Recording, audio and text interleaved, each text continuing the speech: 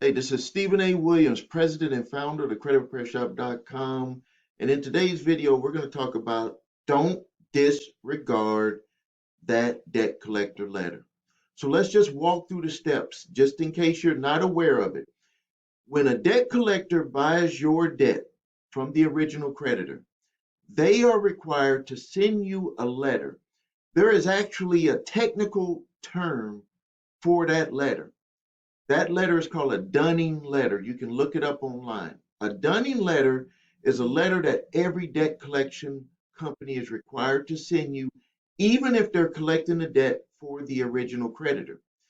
On that letter, it is required of them to identify who the original creditor is, identify themselves, phone number, address, all of the information about them, everything in short, not too much, about what the particular debt is, their file account number for their company, how much the debt is, and then they also have to give you the opportunity. They have to give you this, that make this statement inside of there, is that you have the opportunity to dispute all of it or a part of the debt. Now, let's talk about some of the things that I want you to be aware of when you get this letter. Number one, it would be a violation of the Fair Debt Collection Practices Act for that debt collector to make the font size smaller with that notice for you to be able to dispute the debt. They have done this before. If you receive a letter from a debt collector and the font sizes are not the same, just in case you don't know what a font size is, the size of the size of the letter has to be the same throughout the letter. Now, some of the times that you might have a little bit smaller for the address and that stuff up top, but the letter itself, they cannot give you the, make the statement about you owe this debt and this is the amount and all of that, and then have a little, the small print. In debt collection letters, they're not allowed to have small print for that section. So if it is smaller, this would be a violation of the Fair Debt Collection Practices Act, and you can call them out on that. You can call them out on that. The next thing that I want you to pay attention to is when you get that letter, was it a third party debt collection? I mean, not a third party. Was it sent by a third party mailing service? We just got one from a client where they had sent a debt collection to them, and right on the top of it, it said that it was from a mailing service. They are not allowed to do that. They've just disclosed your private information to a third party mailing service. The way that you can look at it to see is, number one, on the sheet, this company that made this mistake actually had it on the sheet, but also on the envelope that is mailed to you. Now, if they send it on a postcard, you automatically know. They just disclose it to everybody who, the mailman and or the mail lady and everybody who processed the mail in the mail center. All you have to do is you would just notify them that they've disclosed your private information to unauthorized third party. You don't even have to do a debt validation if you catch that. You don't even have to do a debt validation. You just notify them that they've done that, and you will see that they will back off. Now, the next step, you don't want to disregard the letter, period.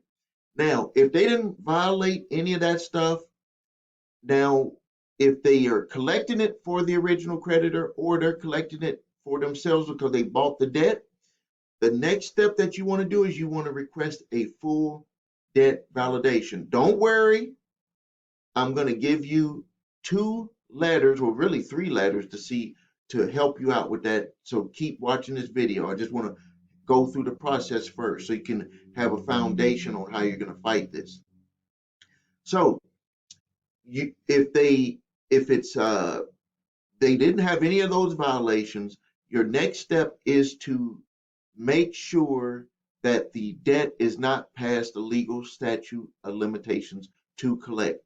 Yes, there are debts that are out there that these debt collection companies are buying, and even original creditors where they've just kind of handed off some debt, where they were like, hey, we got this uh, batch of debt that maybe we should collect on it. Business is slow and maybe we should collect on it. And they don't even pay attention to the statute of limitations. And they hire a debt collection company. And also, there's debt collection companies who call businesses, local businesses, and say, hey, we'll collect that debt and we'll just take a piece of the money that we collect for collecting it for you. And they don't even pay attention that the debt could be past the legal statute of limitations to collect. So the first thing you want to do is you want to check, is that debt past the legal statute of limitations to collect?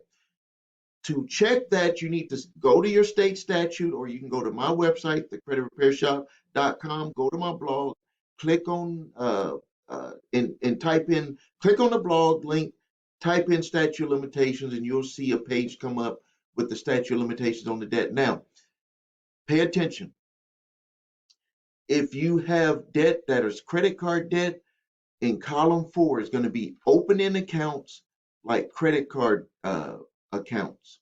Anything that's revolving that you pay and you can use again.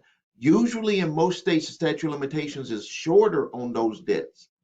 If you have installment loan type debt, then that's going to be usually a longer. Some states have it the same across the board, but you'll see a column for that.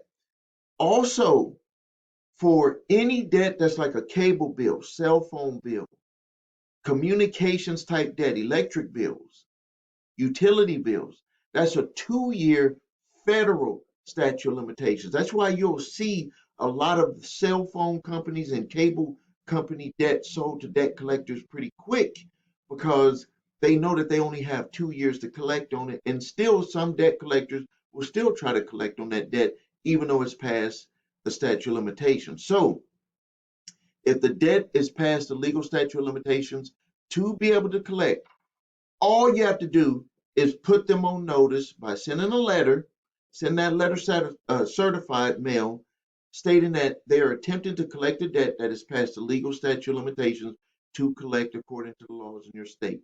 No debt validation is needed. That's all you have to do. Now, if the debt is not past the legal statute of limitations, then you need to start the process of making sure that, number one, if it's a third party who purchased a debt, that they have all the appropriate paperwork, information, privacy notices, all of that information to prove that they can come after you for that debt. If they're collecting it for the original creditor, you're making the same request, because they still have to have your permission to even share your information with that third party debt collector who is collecting the debt for the original creditor. Now, something that you should be aware of, if a third party debt collector is collecting on your debt, they must abide by the Fair Debt Collection Practices Act. So if they're collecting it for the original creditor, or if they're collecting it for themselves.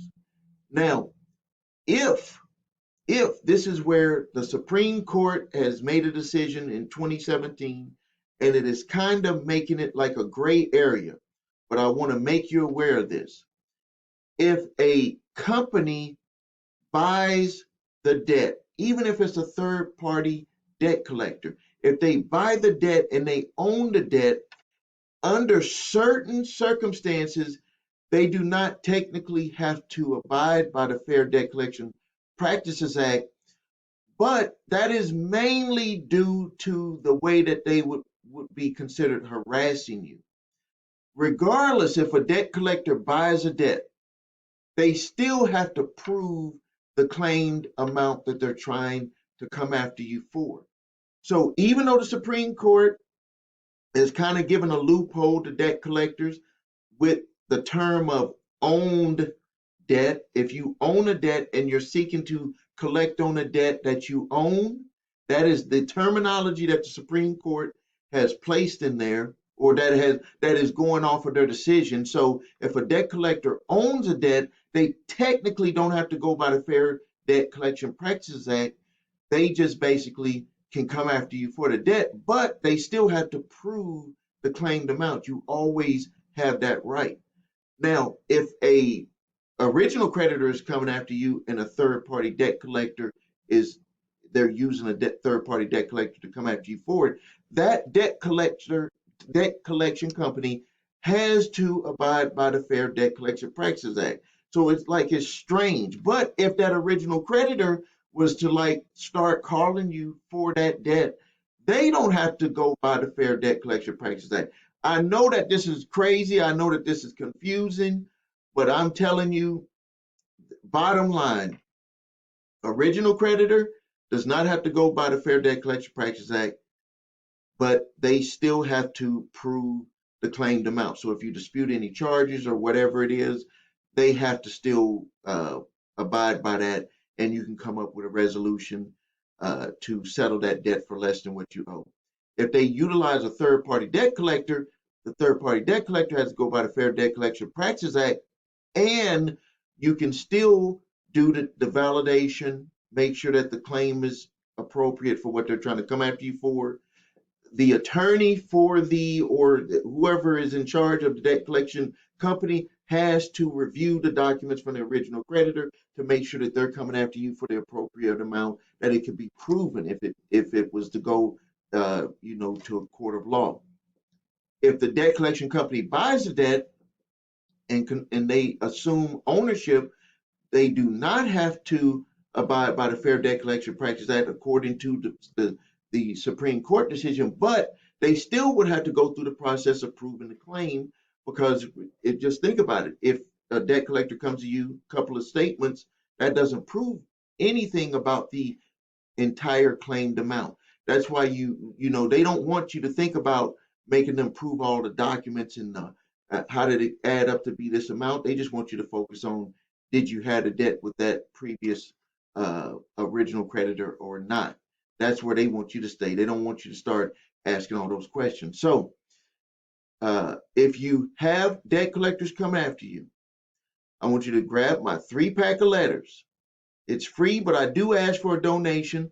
Helps monetize my time here on the channel. Statute of limitations letter. I put together the letter for you. So if a debt collector is trying to come after you for a debt that is past statute of limitations, or even an original creditor, you just got to send this letter and they will stop trying to come after you.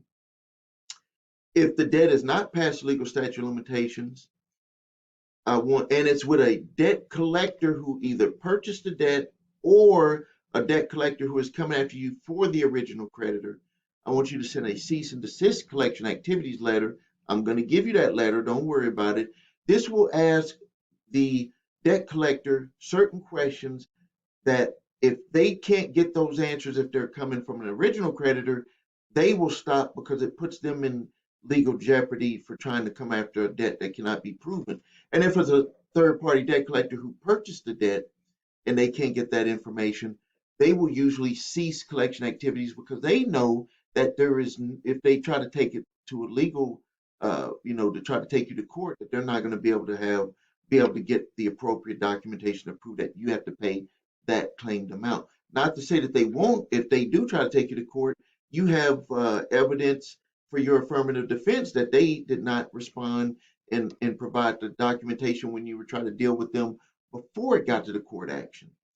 And then I also give you a third letter. It's a debt validation letter, just in case they don't stop and you need to have something to come back at them after you review their response. And some of the times it's going to take some back and forth. So don't get discouraged. It's going to be a task. Remember, if they're trying to collect money and they, just like you, just like me, they pay their bills with money.